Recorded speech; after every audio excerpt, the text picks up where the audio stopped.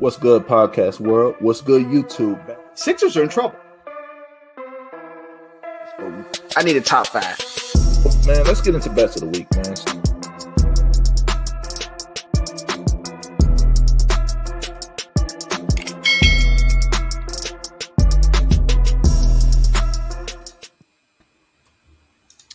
What's good, podcast world? What's good, YouTube? Back for another episode of Charge It to the Game Sports and Sports Betting Podcast, man. Brought to you by the BetUS Sports app. Simply 8 vitamin gummies, man. We're joined, the whole crew's here. Steve is in the building. Steve, what's up, brother? How you feeling, man? Hey, man, it's real time. No more conjecture. No more games. No more games where we're hyping up backup QBs against backup DBs. It's real. Let's go. For sure, man.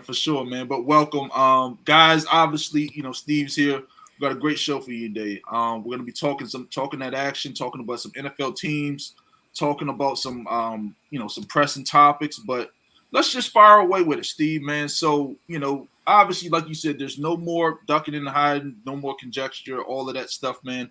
How are you feeling about the NFL season? You know what I mean? Like, I understand you talk about it each and every day, but it's just like now it's actually happening. You know what I mean? Yeah, I mean, I'm hyped. I'm hyped because, can the Bills live up to all their talent and all the offseason hype and all the progress they've made? Can the Bengals get back? Right. We got to find somebody. We got to find somebody because their phone is ringing. But I love, because after week one, we're going to be like, oh, this team's great and this team's terrible.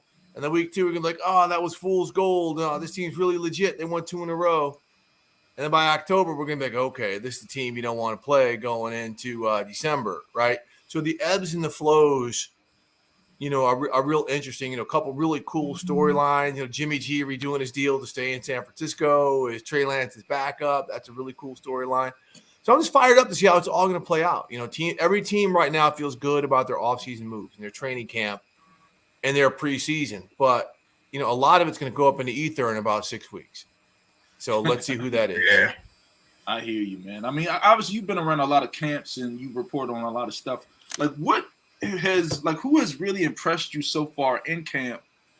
Just an individual player or maybe a few of them that you think that is really going to show the league something that we might not be expecting. Well, A.J. Terrell, the cornerback for the Falcons. This dude's a second-team All-Pro and didn't even make the NFL Network Top 100 because, which is voted on by his peers. This dude's a monster, right? This dude is legit one of the better cornerbacks in the NFL. I'll tell you who's going to be a beast. Who's that? It's Trevor Lawrence. Trevor? The Jags quarterback. He's ready? I was talking to a couple of coaches who went up against him, and who had joint practices because I do preseason games for the Falcons. Right. And so I'm talking to their coaches, and they're like, "Man, it is night and day from last year." Like last year, like we were wondering, is he legit? And now it's like, oh man, like he's seeing the field, he's seeing defenses, he's seeing how to play the position, and there's no question about the arm talent. There's no question, about his ability. He's a mobile quarterback, and their offensive line's actually pretty good. Now, are the weapons around him? They're pretty good. Mm-hmm. So they got a foundation. Jacksonville's probably not going to be a playoff team, but when you got a quarterback like him, again, so I've talked to people who are like, yeah, he's that dude, huh? He looks real, but a lot of dudes look real. Justin Fields looks real, but he's on a team. He's on a team where, where there's not a ton of talent. Right. No weapons. So yeah. Yeah. So, you got to support a young quarterback, and we'll see some of these young guys can get supported, and ever live up to their talent. I hear you, man. And you brought up a good point. It actually points me in the next direction. Justin Fields, man. What is this? Year 2 or year 3? Year 2. Year 2. What can we, like, in your opinion, do you think he's going to take that next step? Like you said, they traded away his best receiver. Or let him go in Allen Robinson. Now he's going. So it's like, I know they still got Darnell Mooney. I like Darnell Mooney. Good player. He's a really good player, but is he a receiver one? I don't know. But can we expect this year from Justin Fields in Chicago? Look, you don't necessarily need a receiver one when you're rebuilding, but you need a fleet, right? You need, a couple guys who, if you got to move the chains, fine. If you got guys, possession guys, whatever, who can make plays for you from time to time, that's you need. But you got to be protected. You got to have a run game, and you got to have a blueprint. Like, what is the Bears' blueprint? We know Matt Eberflus, defensive coach, is a new HC. Talk to some people. It seems like they've got an offensive game plan. Like they know what they want to do. It's not just going to be willy-nilly and random. So that's a start because that's going to help him learn, right? That's going to help him learn opposing personnel, tendencies, what to do in these situations. Remember last year this time, he was going as the backup. He wasn't the dude. So now he's had a whole offseason to be the guy with this new regime. So, again, he is incredibly talented. And the players in preseason seem to respond to him, I should say. But preseason, again, it's fool's gold. Oh, man, this great storyline, this and that. Well, all right. Now what happens when you see all kind of twists and Aaron Donald and Leonard Floyd, these guys coming after you? Yeah. How are you going to react? Yeah, that's so. For sure. But he's got the potential to be a damn good player. Oh yeah, man, that's for sure. I mean, I wanted to ask you. So Z, obviously being a Steelers fan, Z, I'm gonna let you go ahead and fire away with the Steelers question. I don't think they're worth a shit, but I mean, Z's a Steelers fan. But go ahead, Z. I mean, so from we found another receiver, George Pickens, like they do every year. Yes, sir. They find him, don't they? The Steelers and the Rams, man, they can go ahead and find strawberries in a goddamn pumpkin patch when it comes to wide receivers, man. Yeah. Man. From the preseason, I'm excited about the rookies. I'm excited about Pickens. I'm excited about Kenny Pickett. The defense is going to be the defense. They just made a trade with Denver, got a nice edge rusher when they played the Steelers last year, he had 2 sacks. So I remember him from that game.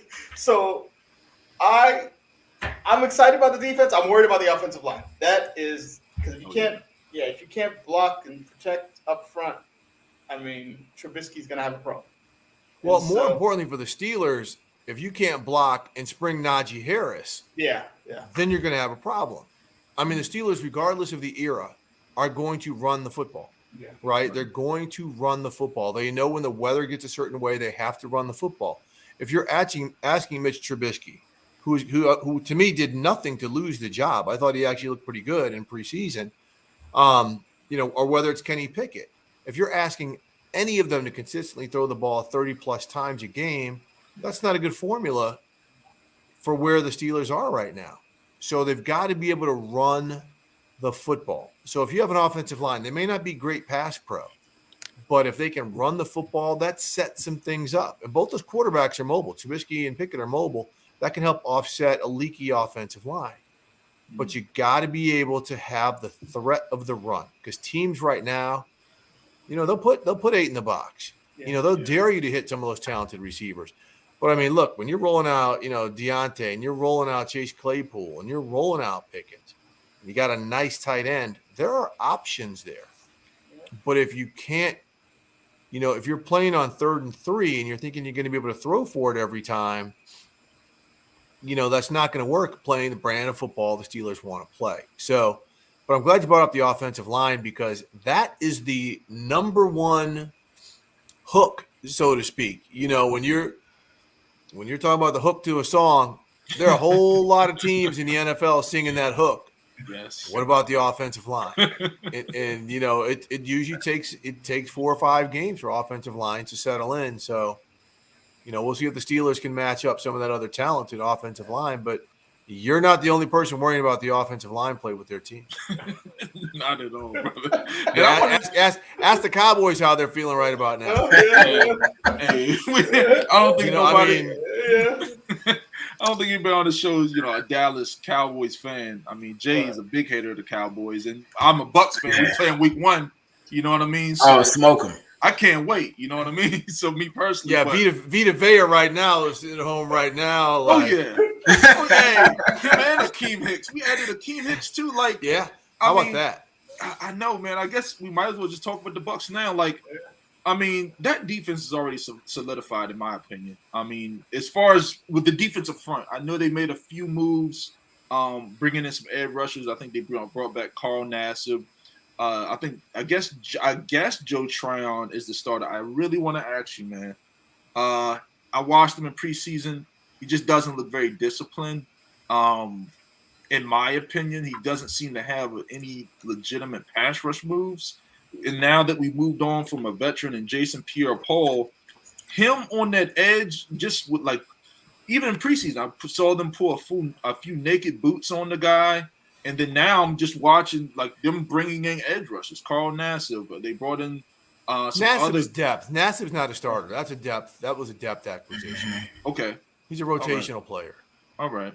But as far as like, what do you think of Joe Tryon? Like, what have you seen? I think he's incredibly talented. And you know, here's the other thing we have to keep in mind when it comes to the preseason, right? Teams are trying things like, let's say normally Tryon would be playing, you know, disciplined edge, keep the boot in the pocket. Right. Well, they might have been trying a scheme just to see how well he handles it in a certain situation, or maybe it is his job to come inside and spill, right? Forced to spill outside, right. And a strong safety was come up. It was a strong safety who blew the assignment.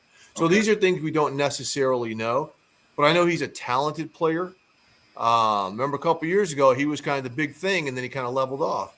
Look, if you're undisciplined, you're not going to play for Todd Bowles. Yeah. If you have one chink in the armor in what he wants to do, the defense isn't going to work, especially up front. And that secondary is loaded in Tampa Bay. The secondary, Steve, you gotta. Oh yeah, you gotta elaborate on this now, because I mean, Carlton Davis, in my opinion, he's solid. He's slow to me. I mean, Dean is gonna get ate up by CeeDee Lamb. You know, week 1, in my opinion. Brother, look what they did Look what they did to us week 1 last year.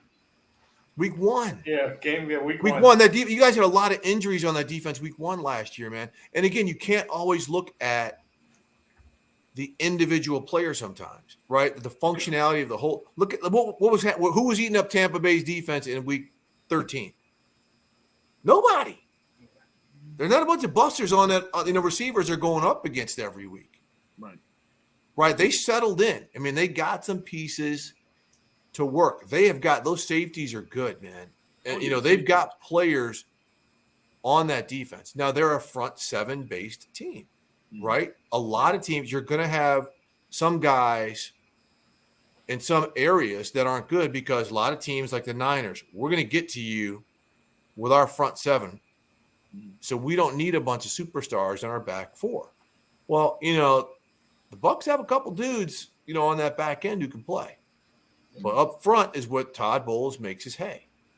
So again, this is where you have to see how things shake out. The first month of the season, is the last time someone's won a championship, the first month of the season would be the first. Guys have to figure out their personnel, and they've got to figure out who does what. And it changes year to year with a lot of the rules, and, teams now almost exclusively going 3 and 4 wide where you're playing nickel, most of the time. So we'll see. But I think Tampa's defense is fine. But can they block? Can they protect Tom Brady? Yeah, which leads me to my other point, man. So this offensive line, I think we kind of talked and chatted about it a little bit before we hopped on. Like, them losing some key pieces. I mean, Jensen going down early. I mean, Ali Marpet, an all-pro, retiring, and then we lost Alex Kappa. Like, I don't even know who our linemen are. And they've had some injuries. And they've had some injuries in the preseason. Yeah. Skinny is on IR right now. Yeah, he got hurt. Yeah, I mean, when everybody was looking at Tom Brady, wondering like what's wrong with him, what's going on in his personal life, he was looking at that depth chart. Look, too, man.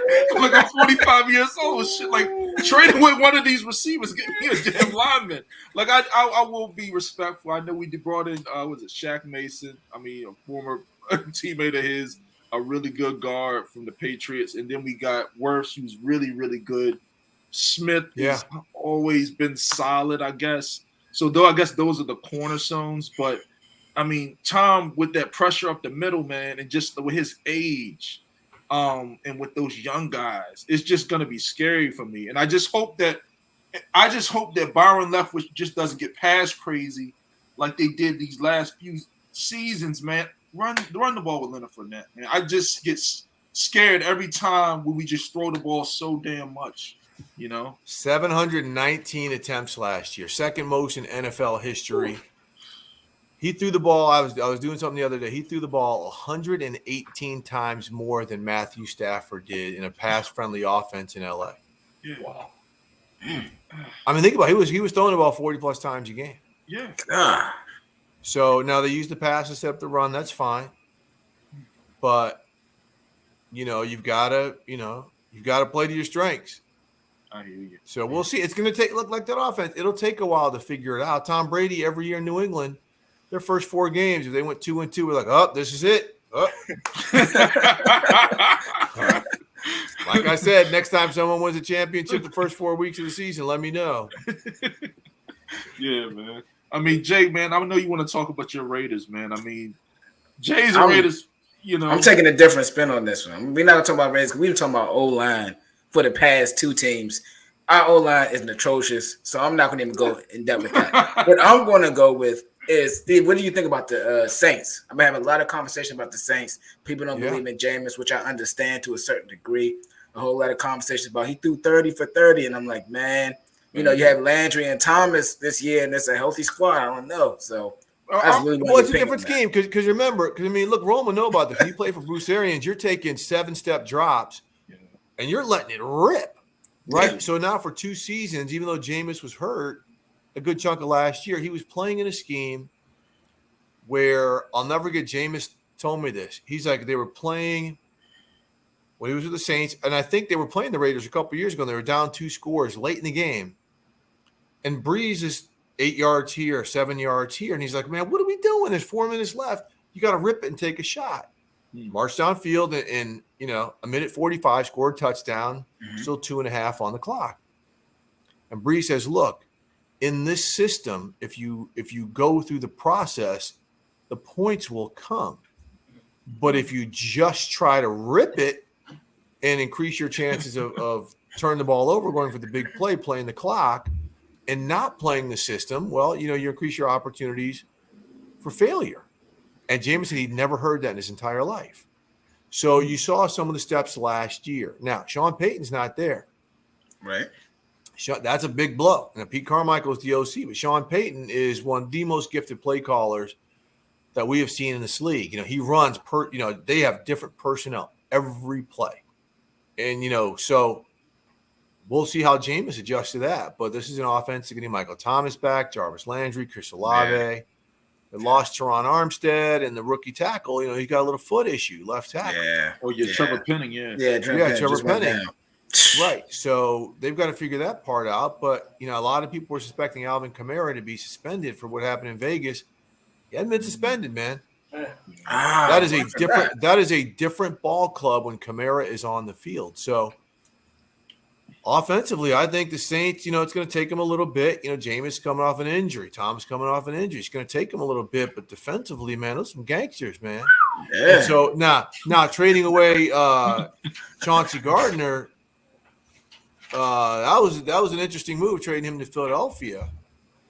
Because he's a good player, but they feel they got a lot of depth right there on defense. Up front, Marcus Davenport kind of settled in. His is a durability issue to go along with Cam Jordan on the other side. But, man, they got players now. They've been a top 5 defense for about the past 4 or 5 years, and that will keep them in games. And the one team that does not want to see any of the Saints are Rome Buccaneers. Come on, man! I knew you were gonna. Why you gotta do this to this? You know what? We don't want to see them boys. I mean, they just got our number, and then they're just too physical. They're physical all around. And then I went to the game in New Orleans, me and my boy B, when the Bucs, and this was a COVID game in New Orleans, to move on to the next round or whatever. And I was down there, with the COVID game, it's the dome. There's nobody in the dome. Yeah. I can literally hear everything. Like Tom screaming. You can hear those boys down there just really getting after it. And, they were just talking just big shit at the time. You know what I mean? And now with Jensen going, me as a Bucs fan, just being down there, Jensen is always right in front of Tom. You know what I mean? You say something to Tom, like Jensen is right there. Just having that, just that confidence builder and that key piece. But I don't want to turn that neither here nor there. But I mean, the Saints, as much as I hate them, I do respect them. I think their offensive line is incredible. It's literally a brick wall, in my opinion. Their defense. We'll see. Yeah, that's what I'm saying. They have been. We'll see. But I mean, like you said, that defense with them adding Matthew and Demario Davis, who does this little stupid celebration. Yeah, losing Armstead is big. But I mean, we'll see. I mean, I would say this for Bucs fans, definitely do not write off the Saints at all. But no, they won't. They know better. Yeah. I mean, no, Bucs. No one's writing off the Saints. I mean, if anyone talking about the Saints aren't talked about it, I'm like, no. People know the Saints are going to be right there. If Jameis can come back and play under control like he was after the first couple weeks last year, they got a shot, man. Yeah. I mean, what do you think about the Vegas Raiders, though, Jay? I know you kind of transitioned to that. Yeah. I mean, what do you honestly think about? I think they're the best team in the division, and a lot of people think that's bold. But when I look at this, the schematics of it, like when you have Hunter Renfrow, you can't guard him with one guy. It doesn't matter who it is. You got Waller, you got Devontae Adams. The offense, the offensive line is obviously questionable. I think the run plays to, scheme that up. Team again, the offensive line. Yeah, that's right. I was trying to duck that, but yeah, you're right. But right. Yeah, I mean, they got the skill position wise. You have a fantasy football team, right? They got running back by committee. They've got receivers. Derek Carr is fine. Josh is going to change it up. 1 week they're going to be a big screen team. Next week they're going to go downfield. Next week they're going to pound the ball. Right. So they're going to keep you off guard. But the offensive line is a legit concern. It'll take time. Like all these things you're talking about, the offensive line. A lot of these teams are not going to look great initially, but they'll settle in. Right? They'll figure it out as they go along. Look, what concerns me most about the Raiders is their secondary. Right, they've got a really good defensive coordinator in Patrick Graham. They've got some pretty good safeties with Merring and Abrams, but the corners, hey man, this is the one division that we needed. This is the one division. I mean, you think the Chargers coming out with all those, Mike Williams and Keenan Allen, or the Broncos coming out with Jerry Jeudy and Cortland Sutton? Chiefs, I'm telling you, don't sleep on. People are talking about they're going to miss Tyreek. Don't miss him. They got some players there. I mean, Juju has looked really good. They got McCole Hardman, Marquez Valdez-Scantling, a big dude who can run, and Andy Reid. See, everyone talk about how the Chiefs are going to come back to the pack. Andy Reid, to me, tips things still in their favor. McDaniels, really good coach, but first year with a new team. Yep. Brandon Staley, second year on probably the most talented roster, so we'll see if the Chargers can overcome themselves. Yeah. And Denver, you got Nathaniel Hackett, who is really – you talk to you in Green Bay, like he's going to be missed. But it's his first year coaching a team with a new DC. So Andy Reid and that coaching staff, that continuity, some of the new pieces, like the Chiefs defense is going to take a minute to settle in, but they got talent. They just got to figure it out. And Steve Spagnuolo's defenses typically get better as the season goes along. So I still think the Chiefs are the team to beat, but the Raiders – I mean, it's so scary. I was doing something on air today, like what teams are going to make the playoffs and what aren't. I'm like, man, a lot of good. It's hard. Like it's hard not to put the Raiders in the playoffs, but then it's hard not to put the Ravens in the playoffs, and it's hard not to put the Broncos in the playoffs, and it's hard not to put the Chargers or the Chiefs in the playoffs. And it's hard not to put the Dolphins in the playoffs. So it's like. Health is going to be a big factor, but man, AFC is stacked. It is. I want to say this about that division, the AFC West. This is just my take on it. This is why, I'm a sports betting guy. Raiders already said it. I already made my mind. They're my betting team. But anyway, I look at that division like this. I don't trust the Chargers head coach at all.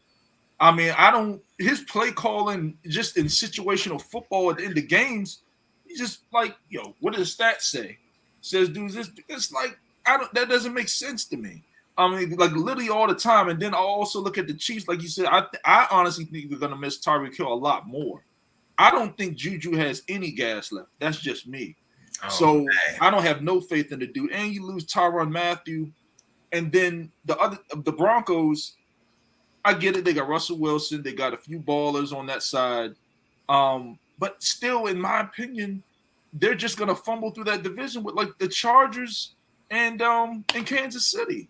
I just think like then you add Chandler Jones, a legitimate edge opposite Max, like Max Crosby. I don't. And a lot of he had a legitimate edge with Yannick Ngakoue with him last year. Everyone talks about getting Chandler Jones as like this new revelation. Yannick Ngakoue was a monster for them. He was 100%. He was a monster. He was just not like because of his stature. He's not an every down run guy like Chandler Jones. Chandler's an every down guy, but again, when it comes to the Raiders, they had pass rushers. I'm not saying Chandler Jones might not be better, and those two, Max Crosby could be better because of scheme, and things like that. Patrick Graham's a really good DC, and they've got some players at linebacker, but those corners and some of the rotational guys on the interior, we'll see how they play out in this new scheme. And I know. Look, I know you say the Chargers. They've a lot of times you go into seasons like they've got the best roster in the NFL. But I went to a couple of their joint practices, man. Woo, the Chargers. Yeah, and they are real. They are. But I'm just saying, like you look on paper, you're just like, man, they have got. I mean, from J.C. Jackson to getting those two interior dudes on the defensive line to go with Khalil Mack and Joey Bosa. Yeah. You got Kenneth Murray on the inside. People forget they added a dude like Kyle Van Noy to rotate outside linebacker. So you're getting a veteran with championship pedigree, right? Who's going to be very, very strong in certain situations. If they can stop the run, that might have been sometimes why Brandon Staley was going for it on fourth down. Like, man, I can't give the ball back to the other team. Can't do it. We got to try something here. You can't stop the run, right? I mean, you're not wrong. We definitely gashed them through the run when we played this. At the end of the season. We did whatever we want when it came to the running game. At least there's no reason why we should have won that game. None. I'm not gonna lie to you. But you know what? I'm not worried about the Chargers because they've always had a talented squad. They've always had a talented squad. They've always had a talented squad. For 10 years. They don't know what they're doing. For 20 years. Yes. Go back to LaDainian Tomlinson and Rivers in his prime. Sean Merriman, man. They have players. They've always had players. Yep. Yeah, they just can't put it together, man. So that's just one of the – I just don't – I think the Chargers is going to be good. I just don't really scare – they don't really scare me. I mean, one team that does scare me is that Bills squad. You already know that. Oh, yeah. I mean, the Bills, in my opinion, we'll talk a little bit about them. That's my Super Bowl pick. My Super Bowl pick is the Bills versus the Bucs in the Super Bowl. The Bills blow them out.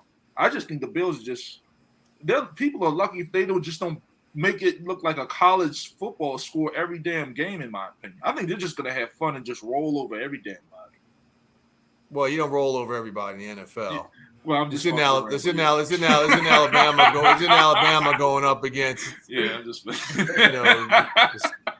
But it's look. There's no reason why they shouldn't.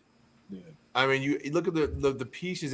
Gabriel Davis is a wide receiver. He emerged into like a superstar to go with Stephon Diggs. Dawson Knox is this outstanding tight end. They got Jamison Crowder in the slot. They got running back. I'll tell you what, James Cook, the rookie running back out of Georgia. Did you see him in the preseason? No, he looked great. He looked like his brother. He looked great. He looked great. I'm like, is he the starter? He took it from Singletary? Well, they'll probably rotate guys in. They'll probably use Zach Moss. Zach Moss in certain situations. Yeah, they always do it by committee. So yeah, but I mean the fact that he was breaking tackles, he was running in between the tackles, and he was. You talk about gashing. I mean, he was hitting some plays. In the NFL now, it's all design. It's all numbers, right? If you can have advantage 5-4 numbers, on a certain side of the ball, okay. But a lot of times the numbers are going to work against you because the quarterback, if he's not a running threat, which Josh Allen is, but the majority of times it's defense 11 against 10. Right, so the ball carrier's got to make somebody miss or break a tackle, and that's where somebody like James Cook becomes so invaluable, man. And when you get him in space a little bit, I was like, oh my God, man, Buffalo is loaded. But again, let's see. A lot of teams were more loaded than the 49ers all season, but at the end of the season, there was no team you wanted to face less than the 49ers. So, again, it all depends. To me, the first 2.5 months are setting your team up and just trying to get through health-wise, to turn on the blowtorch by the end of the season. Yep. So I had a question. With the Niners bringing Jimmy G back, how do you feel that dynamic is going to work? Having named Trey Lance a starter and Jimmy G is the backup now. Well, look, it's an interesting situation. I don't think they would have done what they did if they didn't know the character of Jimmy G, right? So imagine what he did last year. He knows they make all these trades to draft Trey Lance to eventually replace him. He handled it like a champ. Look at this offseason. The Falcons start flirting with Deshaun Watson, and Matt Ryan's like, get me out of here. Like very few incumbent starters. It was in a Super Bowl a couple years ago, right? Yeah. Very few starters would have handled the situation like he did last year. So I think in terms of how Jimmy Garoppolo is concerned, he'll be okay to the point where he restructured his deal to he's making a lot less guaranteed money. Now, can Trey Lance stomach that? Can Trey Lance, because if he has 3 bad quarters of football, 2 picks, forced fumble, offense isn't moving, people are going to say, man, how are you going to let Jimmy sit there knowing he's been through this situation?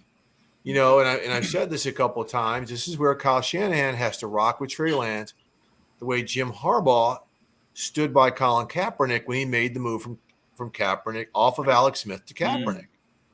Alex Smith was an accomplished guy who everyone knew could come in and play. It was like, but Kaepernick is somebody who's different, who can take us to the next level, which is why Shanahan and John Lynch went out and got Trey Lance. Trey Lance can throw the ball like it's nobody's business. He can put in spots Jimmy G can't. Right? So, they just have to show unwavering support to him. That's all they can do. And look, Jimmy G, the way he restructured his contract, if another quarterback gets hurt, he's much easier to trade, than when he was carrying that $24 million number. Now he's carrying like a $6.5, $7 million number. So he's much easier to trade. So that's a possibility that's still very much out there, in the universe. And he has control because he got the no trade in there, so they can't just send him anything. Right. You can't just trade him to a team that's struggling. I mean, but I don't think the Niners would do that anyway because of the respect that they have for Jimmy G. When I covered Jimmy Johnson years ago when he was coaching the Dolphins, he's like, look, it says a lot about you as an organization if you have a player that may not fit your scheme, that if you do trade him, you trade him to where the player has a chance to flourish into a good organization. And I remember that a starting running back named Terry Kirby, good player, didn't fit what Jimmy wanted to do. They traded him to the 49ers, who were competing for Super Bowls at the time, instead of trading him to a team, that was winning 4 games.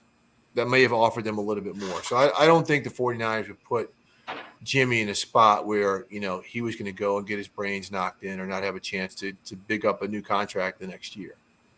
Right. Yeah. Me personally, I enjoy Jimmy. And that was actually the comment was from my boy Yellow Jacket Ramblers, my neighbor Brian, man. Brian, what's up, brother? But he's a huge Niners fan. I mean, him last year, I remember him, he had the Niners jersey on, you know what I mean? I see him walking to the car and shit. Them boys is physical, man. I mean, they paid Debo. They're physical. They are physical. Yeah. I mean, everything in the NFL is physical, but when the Niners dial it up, it is a different. At the end of the season, the way that Eric Armstead knows cats, we're putting that hat on people. They was clapping people. I mean, seriously, ask the Cowboys in that playoff game. That was a nip and tuck game. By the end of the game, they were like, "Man, we got to get out of here." Man. Let's keep that thing going. Yeah. All right. Yeah, they got some dogs there. Like I said, their whole mentality is different. I love even when they played. I can't remember what game that was. They came Trent Williams and Debo really came out with the boom box. That was a Every playoff. game. Every game. Oh, they just showed it on That's how they take TV. the field. Yeah, they do that every game. Oh, yeah, I that's didn't know fine. that. Okay. Maybe they just highlighted that game because it's a playoff game. But the Niners, I mean, they're just one of those teams that are always going to be around, stick around, and they're always going to be in the hunt. I wanted to talk to you a little bit about my other boys on Andre. He's a Ravens fan, man. So he wants to know, like, what can we expect from the Ravens last year? Well, this upcoming season. Last year, they were kind of hurt, banged up all across the board. They had no running backs at all. The corners were dookie. Their whole secondary was on like injured reserve. Yeah. So they were banged up. But I want to ask you, man, because I had a conversation with him kind of earlier. What do we think of this receiving? My biggest thing is, why didn't they give Lamar a receiver one, man? I guess they think Bateman can be that, but I would like to see them bring someone in that's more legitimate and a proven guy. You know, it's kind of not what they do. I mean, when you say bring somebody in like a veteran player, you tell me, is Devontae Adams going to want to go play for the Ravens? Right? No, because they ask their receivers to block like tight ends. You know, you have to get grimy, right? And a lot of dudes aren't going to want to do that. It takes a special type of cat to want to do like these Rams receivers. Watch them when they don't have the ball in their hands. They're driving people. They're planting people on the ground. Like that's one reason why players hate going up against Cooper Kupp, because when he doesn't have the ball in his hands, he's cracking somebody. And so that's what the Ravens ask their receivers to do. So not everyone's built that way. Yeah. So they've got to find people who are built that way. They're a tight end friendly team. They're going to be running a lot of 3 tight end sets. There's going to be more and more teams. You're going to see more and more teams. Look at how many teams kept 4 tight ends on this final 53. So, look, I think that's how they're built a little bit. I still think Lamar, they feel that they can develop wide receivers to fit what they do. Like, not every team needs a glam squad. I hear you. But at the same time, don't trick yourself thinking you don't need dudes who can't make plays when you have to make plays. Right. Right. You can't just ask Lamar to bail you. You can't just ask Mark Andrews to bail you. Right. So this is where, Greg Roman's got to be creative. This is where they've got to find different ways, to work. And I see, look, Andre, your boy Andre, is that him? Andre Ravon, 12 and 13 personnel, their bread and butter. That's what they do. Yeah. Right. And teams haven't been able to stop it. Their stuff now is just health. Getting Ronnie Stanley back is huge, man. Yeah, the tackle, Yeah. So, if they can continue to manipulate that, they got a new DC, right? Who they think, their defense is going to be a little bit more aggressive, and then keep those guys healthy. Get Marlon Humphrey back, getting my guy out of Notre Dame, the safety, to go with Marcus Williams and everybody in that secondary. They might be able to do some things. We don't talk about the Ravens enough, but they're going to be there in the end. I don't think people. We were talking about the playoff structure in the AFC. I don't think anyone really. Even all those teams in the AFC West. It's going to be hard to leave the Ravens out, even though I think the Bengals are the best team in the division. Yeah. In my opinion, I think the Bengals. In my opinion, I think they're just going to have a decline. I'm not one of those guys that's like it's fool's gold. Blah blah blah blah blah. I just think the time was right. You were playing Cleveland. You had Baker Mayfield, and you come on. Did you see what they beat in the playoffs? I understand that, man. But they Hey, Steve been giving you the funny things all day. I hear you, man. But I'm just saying, like, at Kansas City, average at times. He looks average at times and stuff like that. Like Mahomes, Bucks made him look average. Well, I'm just saying, like, you're acting like look, the Bengals were a team. What, they had 10 wins last year in the regular season? Yeah. I think 11. So, but they got hot at the right time, right? That quarterback is the realist, right? We can talk about Justin Herbert. Joey Burrow's right there, man. I hear you. Tell me a dude on that roster who's not going to follow my guy, especially a dude who comes in wearing clothes made by black-owned businesses like Black Clothiers, Yeah. Like, tell me a dude who's not rocking with Joey B, right? He is swaggy, though. I get it. He is Right. swaggy. Yeah. But Joey you see Ice. him play.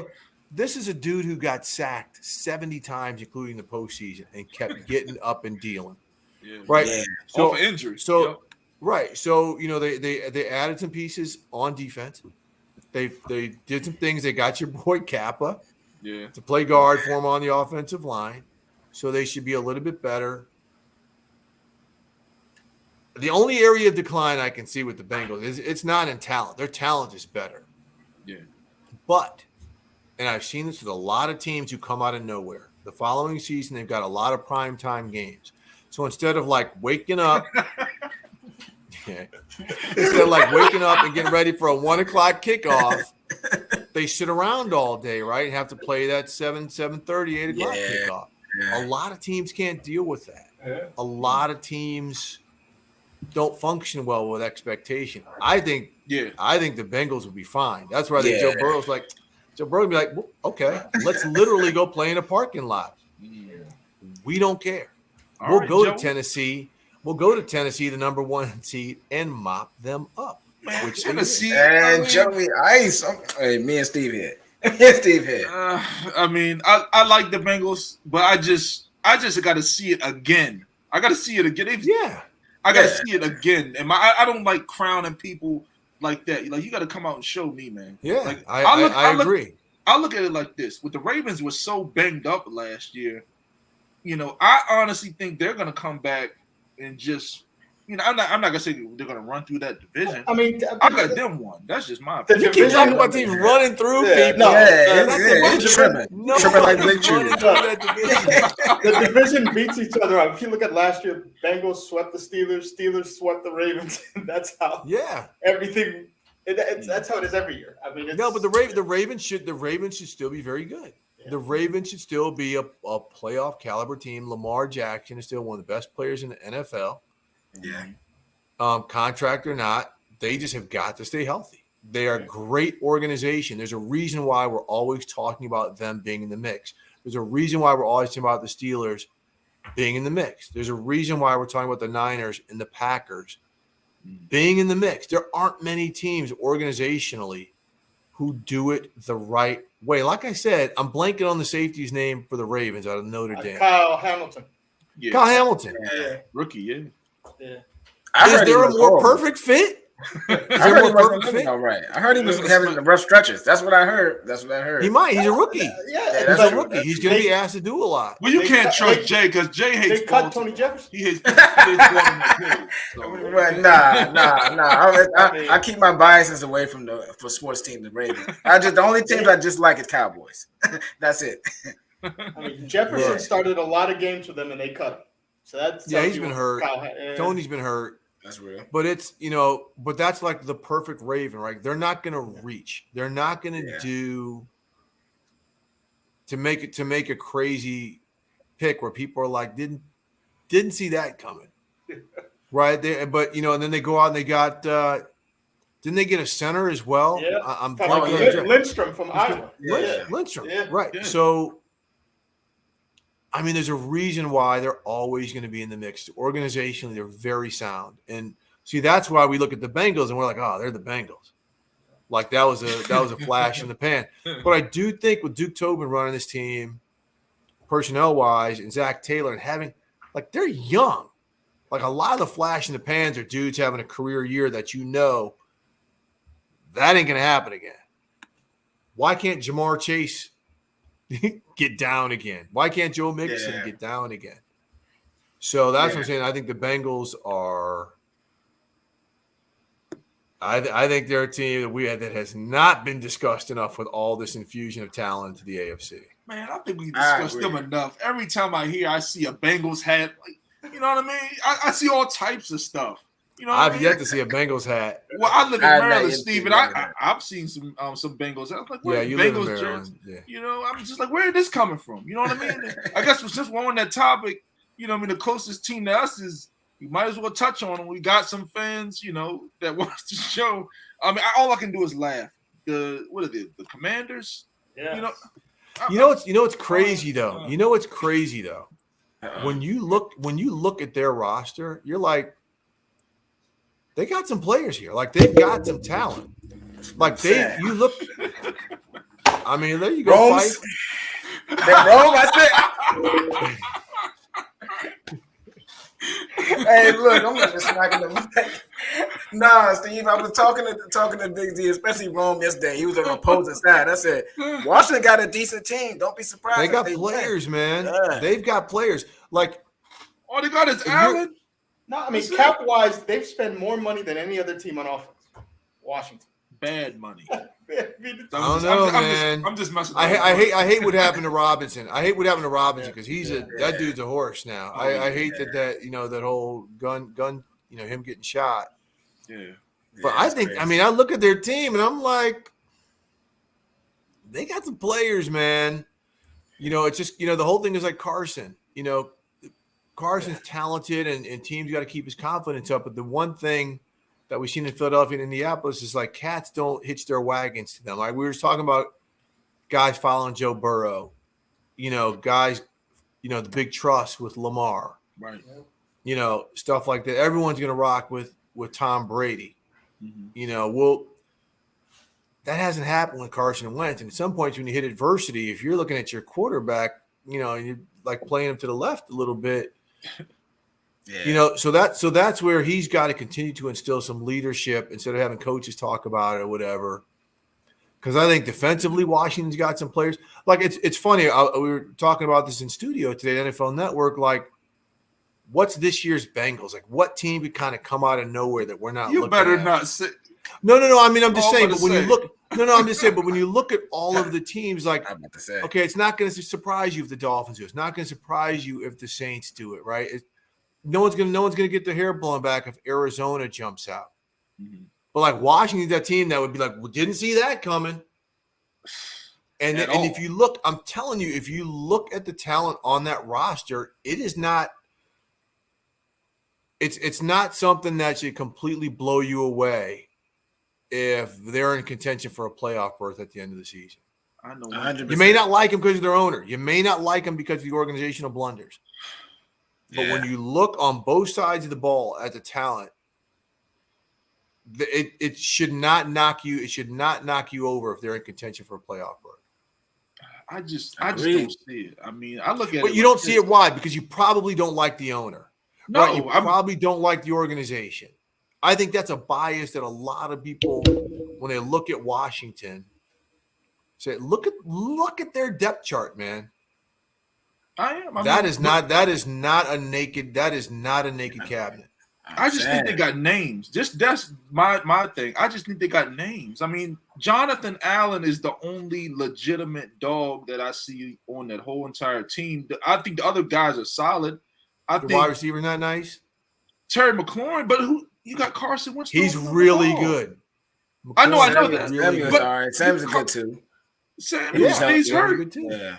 If he's healthy, yeah. But then also, I don't really trust the offensive coordinator. You got Robinson. You don't have Robinson. Antonio Gibson is a fumble waiting to happen. Their offensive line is suspect. Robinson was. I don't even trust the offensive coordinator. He's been there for years, and I don't even. What is it, Scott Turner or whatever? I don't even know what he runs. Their issues have been quarterback. Yeah, their issue has been their quarterback play. 100%. Yeah. They're not a supremely undisciplined football team. They do some dumb stuff sometimes. But, I mean, I'm just saying, like, when we look at the Bengals, we were talking about them, like, coming out of nowhere, worst to first. Yeah. Like, that's, like, the one team we were talking about today, like, I don't think it's going to happen because I think Philly is, like, loaded and really good. Yes, sir. Yeah. Yeah, they are. But, is Jalen Hurts that guy? I think so. Yeah. Might as well talk about it, man. I mean, I don't want to hold you too long. The only teams I wanted to talk to you before we get out, and you can touch on them briefly. I want to know your honest opinion. The Eagles. Love them. Love them. Okay. Love them on. I'll put it this way. I love them on paper. Right. Yeah. I love them on paper. We'll see how they execute. But when Sirianni kind of got over the fact that you don't have to throw the ball 40 times a game. Okay, they were good. They got a mobile quarterback. Let him bootleg, open up run lanes with the running backs. Mm-hmm. Hit some passes here and there. You get A.J. Brown. folks in the NFC better buckle up. Yeah, man. You got a linebacker playing wide receiver. He's a physical dude, ain't he? Big dude, super long arms. God damn. Fast. You know, they've got players, you know, to go with Dante on the other side, Devontae Smith on the other side. They got speed.